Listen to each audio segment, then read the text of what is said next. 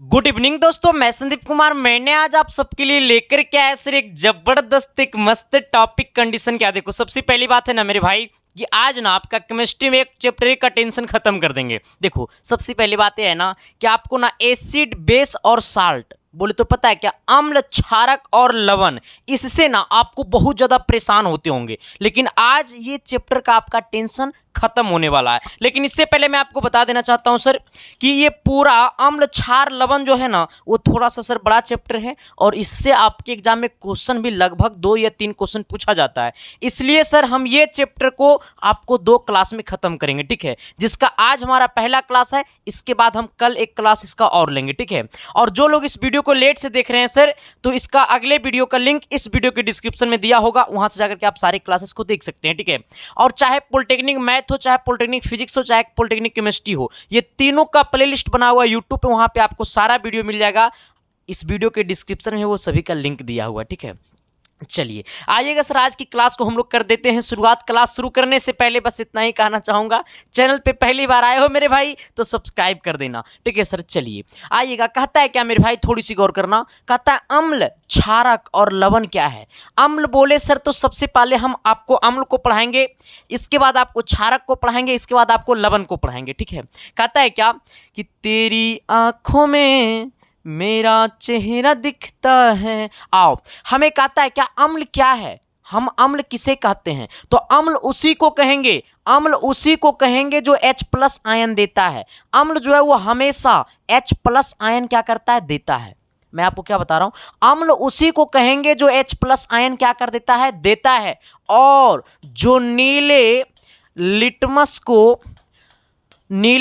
पत्र को क्या कर देता है, लाल करता है, ठीक है सर। हमने क्या बोला है कि अम्ल वही होगा जो H+ आयन देता है, या फिर जो नीले लिटमस पत्र को क्या कर देता है, लाल कर देता है। हमने आपको क्या बोला है कि अम्ल उसे कहेंगे जो H+ आयन देता है और नीले लिटमस पत्र को क्या कर देता है, लाल कर देता है। और अम्ल का जो pH मान होता है मेरे भाई, वो आपको होता है 7 से कम। कितना होता है, 7 से कम। हमने क्या बोला है कि अम्ल वो होगा जो H+ आयन देता है, जो नीले लिटमस पत्र को लाल कर देता है उसे अम्ल कहेंगे। अम्ल का pH मान 7 से कम होता है। हम अम्ल के बारे में सबसे पहले पूरा पढ़ेंगे, क्योंकि सर अम्ल से आपका एक क्वेश्चन पक्का आता है रिलेटेड, अम्ल से रिलेटेड, ठीक है।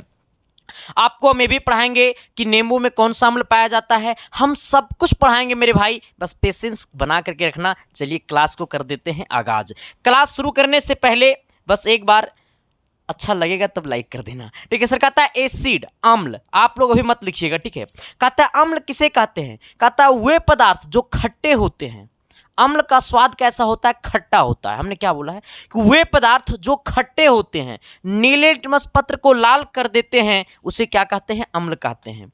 हमने क्या बोला है कि वे पदार्थ जो खट्टे होते हैं, दुनिया का हर एक खट्टे पदार्थ अम्ल कहलाता है, ठीक है। और जो नीले लिटमस पत्र को क्या कर देते हैं, लाल कर देते हैं, उसे अम्ल कहते हैं, ठीक है। परिभाषा नहीं पूछेगा, लेकिन आपको यह पूछेगा कि वो कौन सा चीज है जो नीले लिटमस पत्र को लाल कर देता है, तो अम्ल जो है वो नीले लिटमस पत्र को क्या करता है, लाल करता है ना।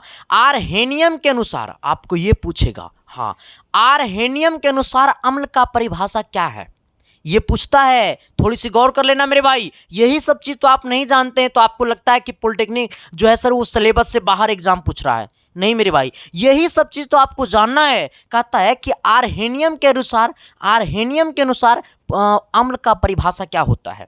कहता है सर क्या कि आर्हेनियम के अनुसार अम्ल वह पदार्थ है जो जल में घुलकर हाइड्रोजन आयन H+ क्या करता है, देता है मेरे भाई। हाइड्रोजन आयन, ये वाला प्लस नहीं है, ठीक है, ऊपर वाला प्लस है। हाइड्रोजन आयन H+ देता है। तो आपसे ये भी पूछेगा कि हाइड्रोजन आयन H+ देता है, ये परिभाषा किसने बताया, तो ये परिभाषा आर्हेनियम ने बताया, ठीक है सर। आपसे ये पूछता है मेरे भाई, फिर से मैं बता दे रहा हूं, हाँ गौर करना। कहता आर्हेनियम के अनुसार अम्ल का परिभाषा क्या है। कहता आर्हेनियम के अनुसार अम्ल वह पदार्थ है जो जल में घुलकर हाइड्रोजन आयन H+ देता है, उसी को क्या कहते हैं, अम्ल कहते हैं, ठीक है सर। आ जाना, अब मैं आपको बताता हूं कि आपका जैसे क्या है, जैसे HCl हमारा अम्ल है, हाइड्रोजन क्लोराइड, ठीक है। आ जाना, H2SO4, H2SO4, ये 2 नीचे है, ठीक है, ये ऐसे लिखा हुआ है मेरे भाई, H2SO4, ठीक है। आना, HNO3, ये H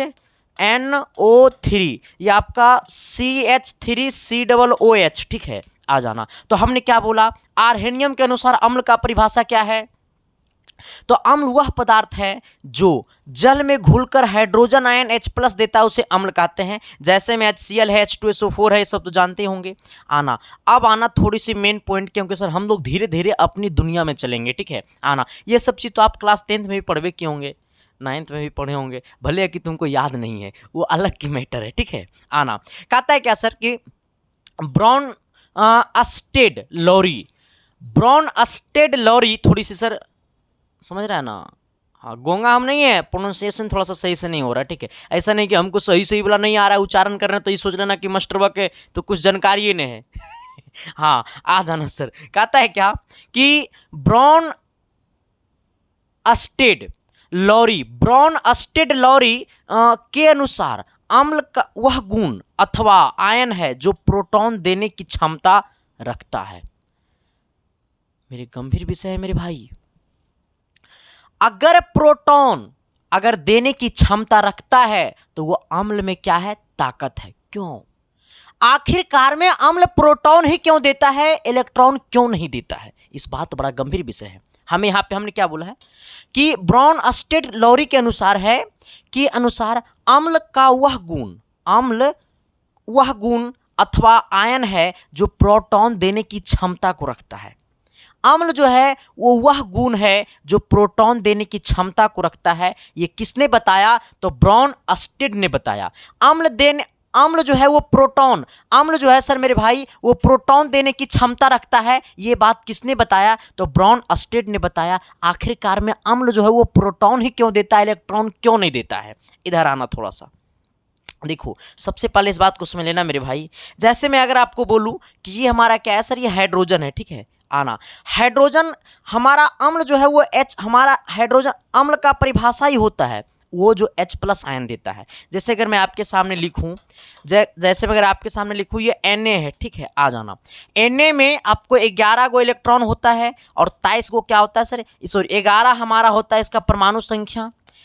इसका परमाणु संख्या कितना होगा, ये सोडियम का परमाणु संख्या 11 होगा। ये हमारा क्या है, परमाणु द्रव्यमान है। ये परमाणु संख्या है, ये हमारा क्या है, परमाणु द्रव्यमान है, ठीक है। आ जाना, अब सोचना मेरे भाई, द्रव्यमान है। अब अगर इसमें आपसे हम पूछेंगे कि इसमें जरा बता दो इलेक्ट्रॉन क्या होगा, प्रोटॉन क्या होगा, न्यूट्रॉन क्या होगा, थोड़ा सा गौर करना। हमारे सामने एक सोडियम है, एलिमेंट है, जो कि यहाँ पर हमारा 11 है, इसका परमाणु संख्या 11 होता है, परमाणु द्रव्यमान 23 होता है, हमने लिख दिया। अब हमसे पूछा है कि इसमें बता दो इलेक्ट्रॉन क्या होगा, प्रोटॉन क्या होगा, न्यूट्रॉन क्या होगा। तो देखो, जो परमाणु संख्या होता है उसी को हम लोग इलेक्ट्रॉन कहते हैं और उसी को हम लोग क्या कहते हैं, प्रोटॉन कहते हैं। जो परमाणु संख्या होता है उसी को हम लोग इलेक्ट्रॉन कहते हैं और उसी को हम लोग क्या कहते हैं, प्रोटॉन कहते हैं। यानी कहने का सेंस है कि इसमें इलेक्ट्रॉन भी हमारा कितना है, 11 है, और प्रोटॉन भी हमारा कितना है, 11 है। अगर बात करेगा न्यूट्रॉन का, तो न्यूट्रॉन जो होता है वो होता है हमारा परमाणु द्रव्यमान माइनस परमाणु संख्या।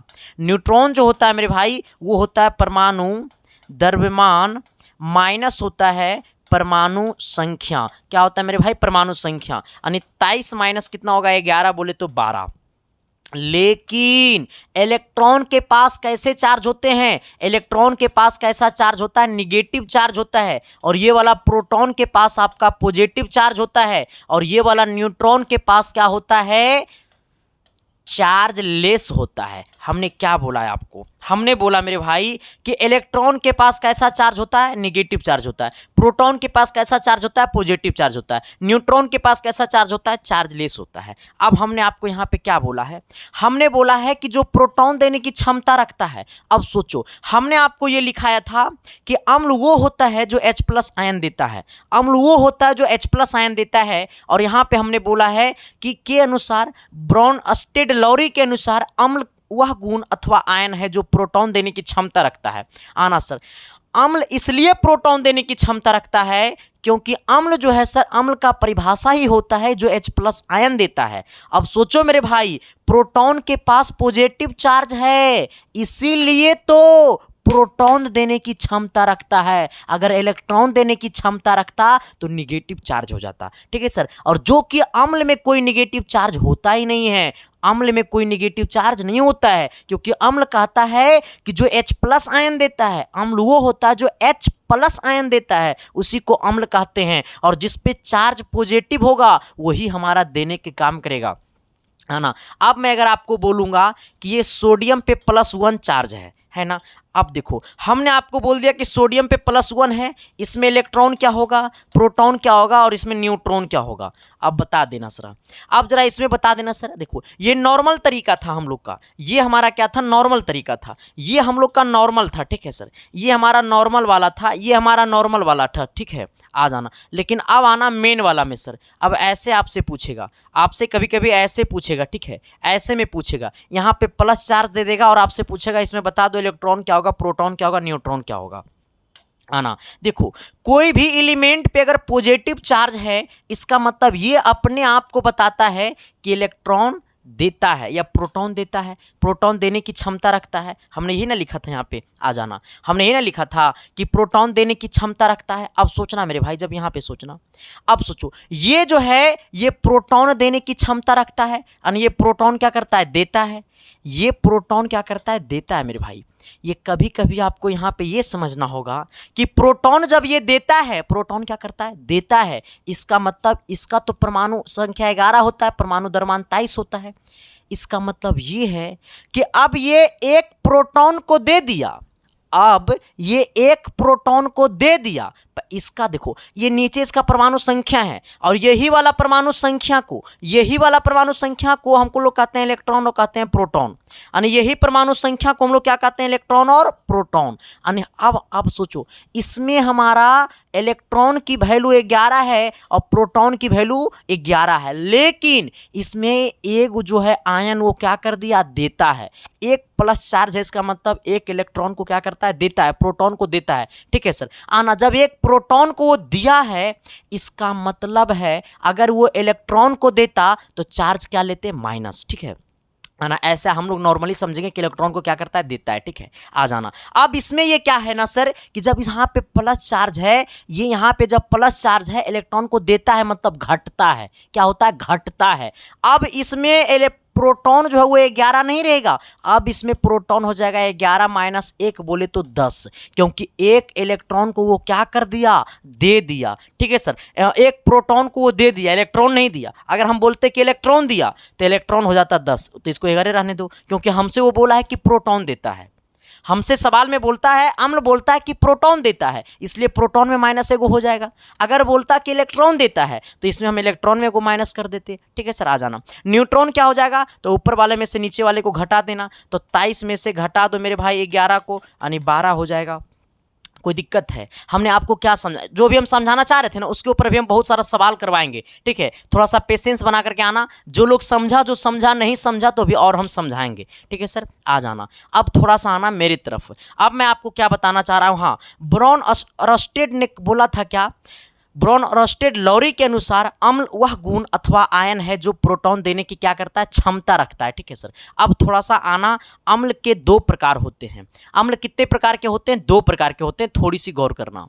थोड़ा सा इसका एग्जाम्पल हम दे देते हैं, ठीक है। आ जाना, थोड़ा सा इसका एक एग्जाम्पल आप समझ जाइएगा, ठीक है। हमने आपको क्या बोला है, ब्रॉन रस्टेड लॉरी, ठीक है, यहाँ पे दिखना। इसमें थोड़ा सा हम एक एग्जाम्पल आपको देते हैं, जैसे अगर आपको हमने लिखा हो NH4 पे पावर कितना है, +1 है। अब सोचना, जब पावर प्लस रहेगा इसका मतलब देता है, उसमें घटेगा।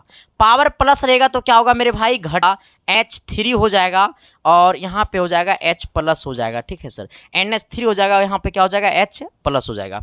जब पावर प्लस रहेगा तो घटेगा, ठीक है सर। आ जाना, यहाँ पे जैसे मान लो कि HCO3, यहाँ पे मान लो कि -2 है, ठीक है सर। माइनस कितना है, 2 है, मान लो, अच्छा 1 के गो रहने दो, 2 का रहेगा, 1 गो है। अब यहाँ पे HCO3 माइनस है, यहाँ पे इसका मतलब इलेक्ट्रॉन को क्या करता है, देता है, इलेक्ट्रॉन लेता है। मतलब जब माइनस रहेगा तो जोड़ देना, सिंपल फंडा, कुछ नहीं, लेवा देवेला बात खत्म करो, कुछ नहीं, डायरेक्ट सोचना कि माइनस है इसका मतलब जुटेगा, प्लस है इसका मतलब घटेगा, माइनस इसका मतलब जुटेगा, तो CO3 हो जाएगा, आ जाना। CO3 यहाँ पे हो गया। अब सोचना यहाँ पे एक इलेक्ट्रॉन एगो माइनस है तो यहाँ पे 2 माइनस देना पड़ेगा, क्योंकि इसमें जुटेगा तो एगो है तो 2 हो जाएगा। इसको H प्लस कर देना। हमने क्या बोला आपको? अभी इसके ऊपर क्लियर तरीका करेंगे सर, समझ में आया उतना समझ लो। अभी इसको बहुत अच्छी तरीका से पढ़ेंगे, ऐसा नहीं कितने ही पढ़ देंगे। आना जब पावर रहेगा तो सोच लेना कि जुटेगा, पावर माइनस रहेगा तो सोच लेना घटेगा। ठीक है, आ जाना। हम लोग आते हैं अम्ल के प्रकार की तरफ। ठीक है, आ जाना। पहला क्या कहता है मेरे भाई कि अम्ल 2 प्रकार के होते हैं। अम्ल कितने प्रकार के होते हैं? 2 प्रकार के होते हैं। पहला सी अम्ल कहता है जिन अम्लों में हाइड्रोजन ऑक्सीजन दोनों उपस्थित हैं। देखो सर, वैसा अम्ल जिसमें हाइड्रोजन और ऑक्सीजन दोनों रहेगा। हमने क्या बोला? वैसा अम्ल जिसमें हाइड्रोजन प्लस ऑक्सीजन दोनों रहेगा। जाना क्या इसमें हाइड्रोजन भी है, इसमें ऑक्सीजन भी है, तो हमने यही बोला कि वैसा जिसमें हाइड्रोजन और ऑक्सीजन दोनों हो उसे हम लोग क्या कहेंगे? ऑक्सी अम्ल। ठीक है, जाना।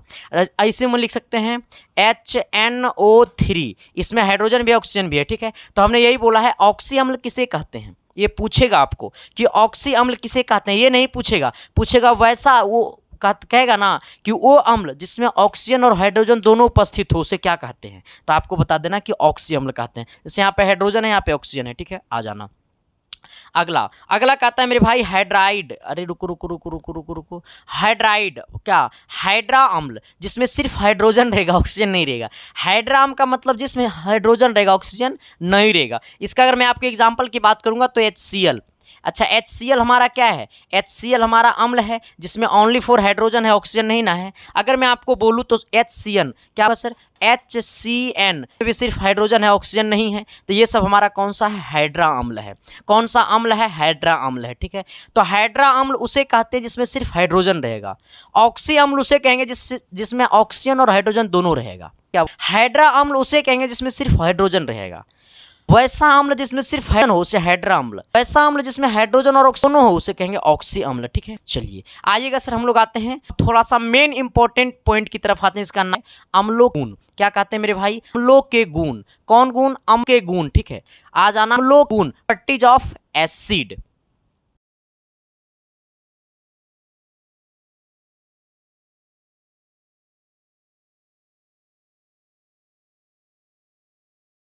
क्योंकि यहां पे समझना आपको इससे ना सवाल बड़ा पूछता है मेरे भाई। ठीक है, कहेगा जैसे क्या कि अम्ल विद्युत के चालक होते हैं। आपसे ये पूछेगा कि अम्ल क्या होता है? विद्युत का चालक होता है, कुचालक होता है, अर्धचालक होता है, क्या होता है? तो अम्ल जो होता है ना मेरे भाई, अम्ल जो होता है ना वो विद्युत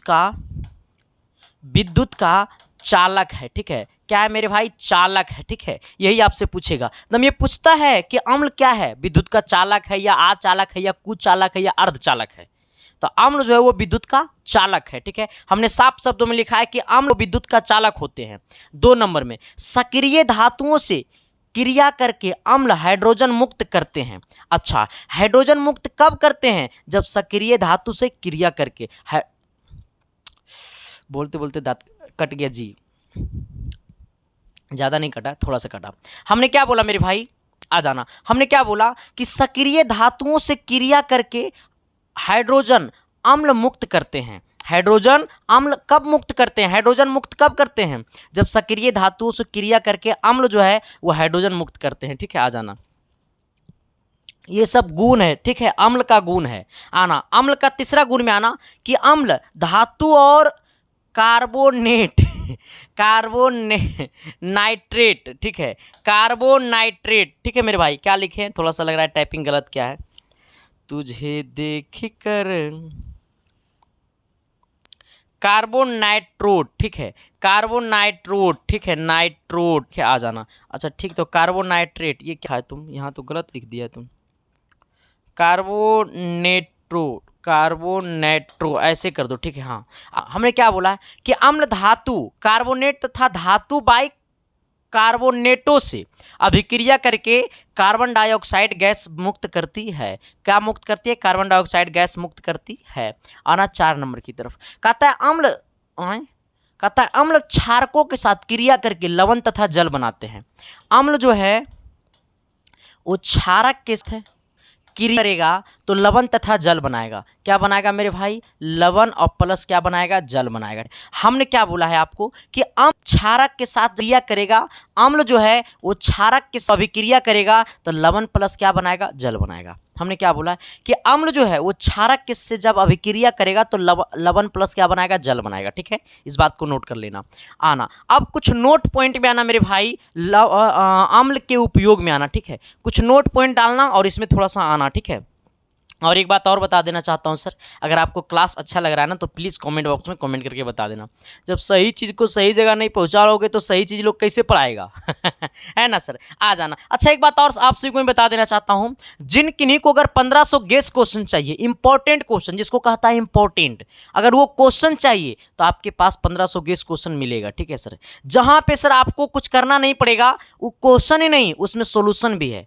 1500 क्वेश्चन ही नहीं उसमें सोल्यूशन है भी है। हमने आपके लिए महा इंपॉर्टेंट क्वेश्चन 1500 बनाया। अरे मात्र 99 रुपये में वो टी शर्ट नहीं देता है मेरे भाई, हम आपको 1500 गेस क्वेश्चन दे रहे हैं और जो 1500 गेस क्वेश्चन सही से बना ले तो उसका सन यह होगा मेरे भाई, ये मेरा वादा है। ठीक है, जब आप 1500 गेस क्वेश्चन देखोगे तब आपको पता चलेगा। तो जिन किन्हीं को खरीदना है तो आपके सामने जो नंबर दिखाई दे रहा होगा उसी नंबर पर आपको 99 रुपये पेमेंट कर देना है, चाहे पे फोन, चाहे गूगल पे, चाहे पेटीएम, आप किसी से भी पेमेंट करवा सकते हैं। पेमेंट करवा करके आपको उसी व्हाट्सअप नंबर पर पेमेंट का स्क्रीनशॉट भेज देना है और मैसेज में लिख देना है सर मुझे 1500 गेस क्वेश्चन चाहिए। आपको मिनट भर में 15 क्वेश्चन मिल जाएगा मेरे भाई। ठीक है, चलिए, और जिन लोगों को विजेता बैच में ज्वाइन होना है तो विजेता बैच का फी मात्र 399 रुपया है, जहां पे आपको मिलेगा पूरा अरिहंत बुक का चैप्टर वाइज पूरे कॉन्सेप्टुअल थ्योरी क्वेश्चन सब कुछ मिलेगा। Chapter wise recorded plus live classes मिलेंगे, सेट प्रैक्टिस मिलेंगे, सब कुछ मिलेंगे और 1500 गेस क्वेश्चन आपको फ्री में मिलेगा विजेता बैच। तो ये बैच ज्वाइन कर सकते हैं बहुत तरीका से, जिसका फी मात्र 399 रुपया है।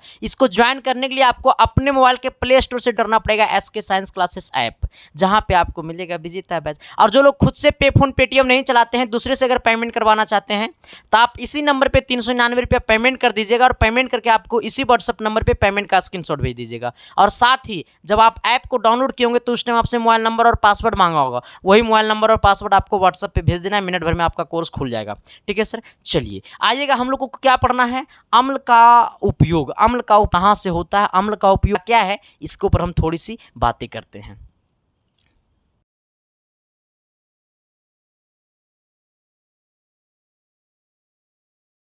एक नंबर में जरा आइएगा सर जी, एक नंबर में कहता है ना हाइड्रोक्लोरिक अम्ल का उपयोग कहाँ होता है? हाइड्रोक्लोरिक अम्ल का उपयोग कहाँ होता है? तो अम्लराज बनाने में, अम्लराज बनाने में किसका उपयोग होता है? तो हाइड्रोक्लोरिक अम्ल का उपयोग होता है। प्लीज मेरे भाई मेरे साथ बोलते चलना, अम्लराज बनाने में किसका उपयोग होता है? तो हाइड्रोक्लोरिक अम्ल का उपयोग होता है। रंग एवं औषधि निर्माण में किसका उपयोग होता है? तो हाइड्रोक्लोरिक का उपयोग होता है। ठीक है, हाइड्रोक्लोरिक अम्ल का उपयोग होता है। आपसे कोई पूछेगा कि हाइड्रोक्लोरिक, आपसे कोई पूछेगा कि रंग एवं औषधि बनाने में क्या उपयोग होता है, किस का उपयोग होता है? रंग एवं औषधि बनाने में किस अम्ल का उपयोग होता है? तो हाइड्रोक्लोरिक अम्ल का उपयोग होता है। ठीक है, ये आपसे पूछेगा मेरे भाई, आपसे पूछेगा कि अम्लराज बनाने में किसका होता है? तो हाइड्रोक्लोरिक अम्ल का उपयोग होता है। ठीक है, चलिए आइएगा, सवाल नंबर कितना, जरा फोन आ रहा है, इसको मैं रिसीव कर लेता हूँ। हेलो, बोलिए।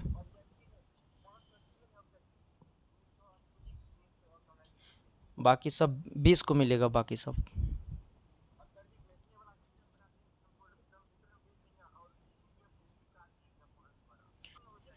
क्या चीज़ एप्लीकेशन पे जो हैं, एप्लीकेशन पे डाउनलोड ऑप्शन आएगा, देखिए ना 1-2 दिन में आ जाएगा। ठीक है, ठीक ठीक, हाँ आइएगा। कहता है क्या सर कि सल्फ्यूरिक अम्ल, सल्फ्यूरिक अम्ल का उपयोग होता है विस्फोटक बनाने में। विस्फोटक, आपसे कोई पूछेगा विस्फोटक बनाने में किस अम्ल का उपयोग है? तो विस्फोटक बनाने में सल्फ्यूरिक का उपयोग होता है। हाँ, आपसे कोई पूछेगा कि विस्फोटक बनाने में किस अम्ल का उपयोग होता है? तो विस्फोटक बनाने में सल्फ्यूरिक अम्ल का उपयोग होता है। आपसे कोई पूछेगा पेट्रोलियम के शोधन में कौन सा किस होता है? पेट्रोलियम के शोधन में किसका उपयोग होता है? तो सल्फ्यूरिक अम्ल का उपयोग होता है। आपसे कोई पूछेगा रंग एवं औषधि बनाने में किसका उपयोग होता है? सल्फ्यूरिक अम्ल का उपयोग होता है। रंग एवं औषधि बनाने में भी सल्फ्यूरिक अम्ल का उपयोग होता है। ठीक है सर, आ जाना। लेकिन मेन यहाँ पे सर ये रंग एवं औषधि बनाने में इसका भी उपयोग और इसका भी उपयोग होता है। ठीक है, आ जाना। तो आपसे कोई पूछेगा विस्फोटक बनाने में किसका उपयोग होता है? तो सल्फ्यूरिक अम्ल का उपयोग होता है। पेट्रोलियम बनाने में, पेट्रोलियम के शोधन में किसका उपयोग होता है? तो सल्फ्यूरिक अम्ल का उपयोग होता है। ये आप याद कर लीजिएगा, ठीक है सर। आइएगा, कहता है नाइट्रिक अम्ल, कहता है उर्वरक में किसका उपयोग होता है? उर्वरक में किसका उपयोग होता है? तो नाइट्रिक अम्ल का उपयोग होता है। फोटोग्राफ में किसका उपयोग होता है? तो नाइट्रिक अम्ल का उपयोग होता है। अम्लराज में किसका उपयोग होता है? तो नाइट्रिक अम्ल का उपयोग होता है, ठीक है। आपसे कोई पूछेगा कि उर्वरक में किसका उपयोग होता है? तो नाइट्रिक अम्ल का उपयोग होता है। फोटोग्राफ में किसका उपयोग होता है? तो नाइट्रिक अम्ल का उपयोग होता है। अम्लराज में किसका उपयोग होता है? तो नाइट्रिक अम्ल का उपयोग होता है। आ जाना। फॉर्मिक अम्ल, फॉर्मिक अम्ल क्या होता है? कहता है जीवाणुनाशक में, जीवाणुनाशक में किसका उपयोग होता है? तो जीवाणुनाशक में फॉर्मिक अम्ल का उपयोग होता है, ठीक है। हमने क्या बोला? हमने बोला मेरे भाई कि जीवाणुनाशक में किसका उपयोग होता है? तो जीवाणुनाशक में फॉर्मिक अम्ल का उपयोग होता है। कहता है फलों का संचरण में किसका उपयोग? तो फॉर्मिक अम्ल का उपयोग होता है। फलों के संरक्षण में किसका उपयोग होता है? फॉर्मिक अम्ल का उपयोग होता है, ठीक है। आपसे कोई पूछेगा कि फलों का संरक्षण में किसका उपयोग होता है? तो फॉर्मिक अम्ल का उपयोग होता है। चमड़ा में किसका उपयोग होता है? तो फॉर्मिक का होता है। रबड़ में किसका उपयोग होता है? तो फॉर्मिक अम्ल का होता है। हमने क्या बोला आपको कि जीवाणुनाशक में किसका उपयोग होता है? तो फॉर्मिक अम्ल का होता है। फलों का संरक्षण में तो फॉर्मिक अम्ल का उपयोग होता है। चमड़ा में फॉर्मिक अम्ल का उपयोग होता है। रबड़ में फॉर्मिक अम्ल का उपयोग होता है। तो आपसे कोई पूछेगा सर तो आप इसे बताते चले जाइएगा, प्लीज इसे लिख लीजिए आप लोग, ठीक है। आ जाना। अगला है ऑक्जेलिक अम्ल। ऑक्जेलिक अम्ल का उपयोग कहाँ कहाँ होता है? तो सबसे पहले चमड़े का विरंजन में, ठीक है। चमड़े का विरंजन में, किसमें? चमड़े का विरंजन में किसका उपयोग होता है? तो ऑक्जेलिक अम्ल का उपयोग होता है, ठीक है। आ जाना। हमने क्या बोला है कि चमड़े का विरंजन में किसका उपयोग होता है? तो ऑक्जेलिक अम्ल का उपयोग होता है। कपड़े से स्याही का धोवा हटाने में एक्जोलिक अम्ल का उपयोग होता है। यानी कहने का सेंस ऐसे, मान लो कपड़ा पे मेरा स्याही गिर गया पेन का, तो इसको हटाने के लिए इसका उपयोग करेंगे तो ऑक्जेलिक अम्ल का उपयोग करेंगे, ठीक है। कपड़े को दाग हटाने में किसका उपयोग किया है? ऑक्जेलिक अम्ल का उपयोग किया जाता है। इस बात को आप याद कर लीजिएगा, ठीक है। चलिए आइएगा सर, हम लोग आते हैं मेन इंपॉर्टेंट की तरफ। अब हम लोग आ गए हैं, ठीक है। थोड़ा थोड़ा हम अपना लेवल धीरे धीरे लेकर के जाएंगे सर, ये सब पूछता है। क्योंकि सर देखो केमिस्ट्री जो है ना सर, वो आपको कुछ कुछ में आपको बहुत सारी चीज़ें जो है वो रटना पड़ेगा, ठीक है। और आपके पास उतना टाइम नहीं है कि आप चीज़ों को बहुत अच्छी तरीके से समझ पाइएगा। रटना तो थोड़ा थोड़ा पड़बे करेगा। आ जाना। क्या कहता है? थोड़ी सी गौर करना। कहता है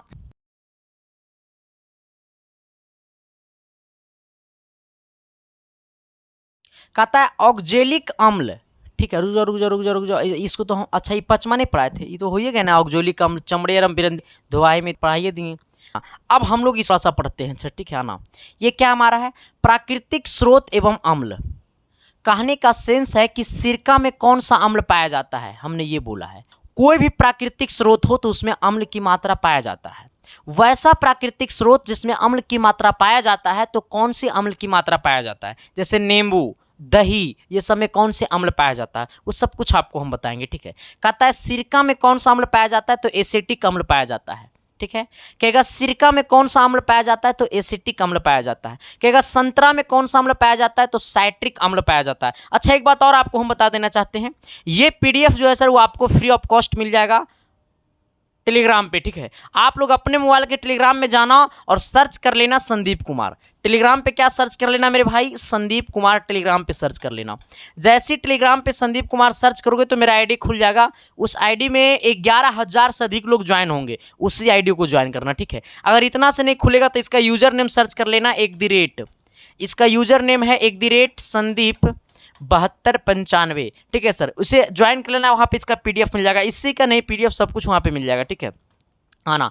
और जिन किसी के दिल में दर्द है ना, तो मेरा इंस्टाग्राम आईडी को फॉलो कर लेना, ठीक है सर। आ जाना। इंस्टाग्राम आईडी है संदीप-1842, ठीक है सर। इससे एक बार फॉलो कर लेना।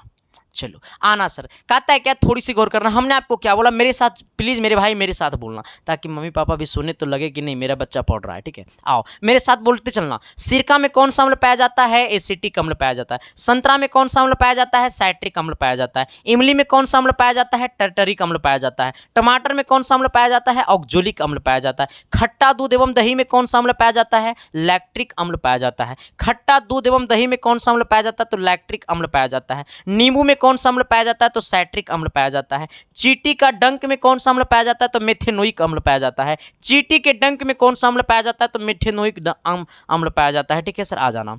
अगर मैं आपको बोलूं कि सेब में कौन सा अम्ल पाया जाता है? एप्पल। एप्पल में मौलिक अम्ल पाया जाता है। सेब में कौन से अम्ल पाया जाता है? मौलिक अम्ल पाया जाता है। अमरूद में कौन से अम्ल पाया जाता है? एक्जोलिक अम्ल पाया जाता है। मक्खन में कौन से अम्ल पाया जाता है? तो ब्यूटेरिक अम्ल पाया जाता है। बसा में से अम्ल पाया जाता है? तो एस्टेरिक अम्ल पाया जाता है। मधुमक्खी का डंक में कौन सा अम्ल पाया जाता है? तो मेथेनोइक अम्ल पाया जाता है। मधुमक्खी के डंक में कौन सा अम्ल पाया जाता है? तो मेथेनोइक अम्ल पाया जाता है। प्याज में कौन सा अम्ल पाया जाता है? तो एक्सकॉर्बलिक अम्ल पाया जाता है। आंवला में कौन सा अम्ल पाया जाता है? तो एक्सकॉर्बलिक अम्ल पाया जाता है।